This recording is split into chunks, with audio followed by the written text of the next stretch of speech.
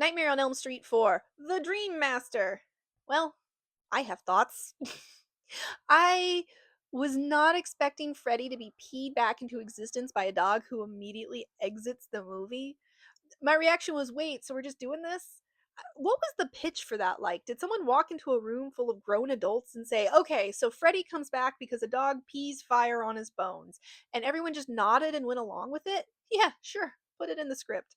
I mean, I understand the goal. They needed Freddy back, and the actual logistics of his resurrection apparently did not matter, but that's pretty on brand for this franchise. The important thing is, Freddy is back. How did we get here? Don't ask questions. This movie is more about Alice. Alice, a very subtle name for a girl who spends the entire movie wandering through dreams. Ugh, good job, movie, really keeping the symbolism under control. Alice is the quiet, withdrawn girl who honestly feels like she'd get along with Carrie White. She even has a little bit of that sissy Spacek energy. She's shy, isolated, constantly pushed around by the people in her life, and spends a lot of time looking like she desperately needs a nap. And apparently she's the titular Dream Master, which is funny because it takes basically the entire runtime for her to become the person capable of being the Dream Master. Kristen returns at the beginning, notably played by not Patricia Arquette. I guess Patricia Arquette had other plans, probably better ones, but we'll just roll with it. Kristen is finally killed by Freddy, and unfortunately for Alice, that puts her directly in Freddy's line of fire, and Freddy just loves his job. This is the point where Freddy has really evolved from creepy monster lurking in the shadows into a full-time entertainer.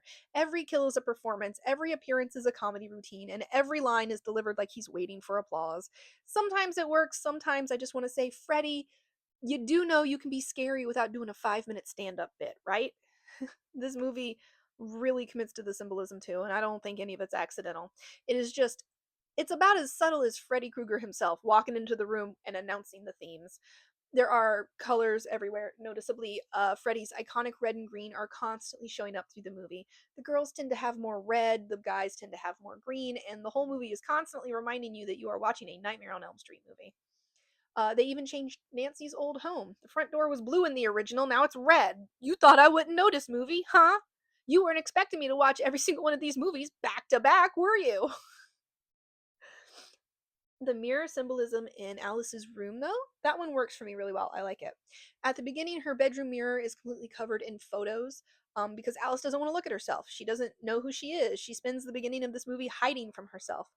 But as she gains confidence, the mirror slowly gets uncovered until it is completely exposed. And by the end, she literally jumps through it, feet first. Because apparently, once Alice is ready to face herself, she's ready to commit.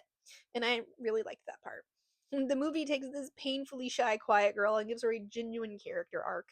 She starts out passive and withdrawn, and by the end, she's willing to stand up for herself and fight back. Good job, movie. You did a thing successfully. Thumbs up.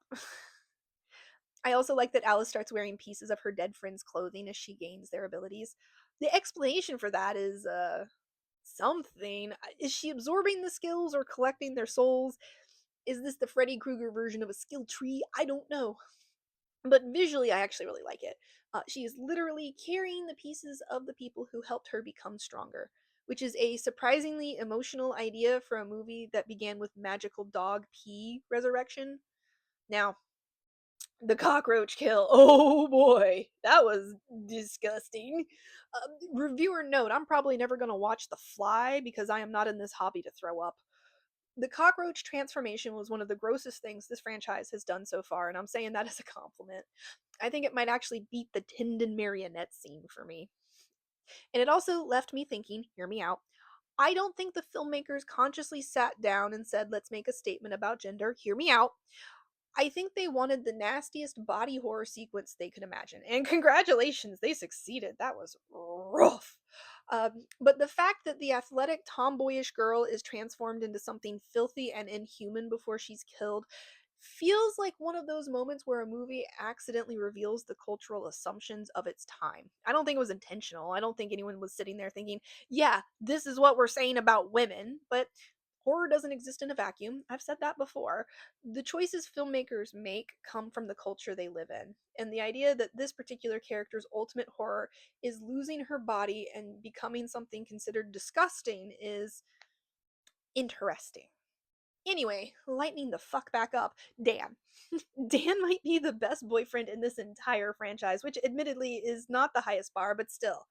This man is handsome, popular, supportive, very, very sweet, and apparently completely patient with Alice constantly looking like she has slept for approximately 12 minutes this entire week.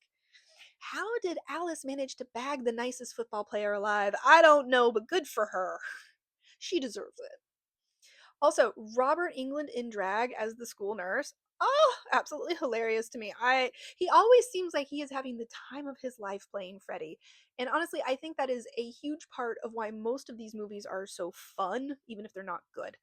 It is much easier to enjoy a ridiculous movie when the people making it are clearly having a blast. Robert England commits 100%, and I would honestly pay money to see a Robert England drag show. He already has the eyeliner. This movie is messy and loud and gloriously late 80s. It is stuffed to the brim with symbolism, practical effects, MTV energy, and Freddy Krueger refusing to shut up. And somehow, despite all of that, or maybe because of it, I did have fun. I still have absolutely no idea how we got from dog peas Freddy back to life to a surprisingly heartfelt story about grief, identity, and learning who you are, but you know what? Apparently, we're just doing this.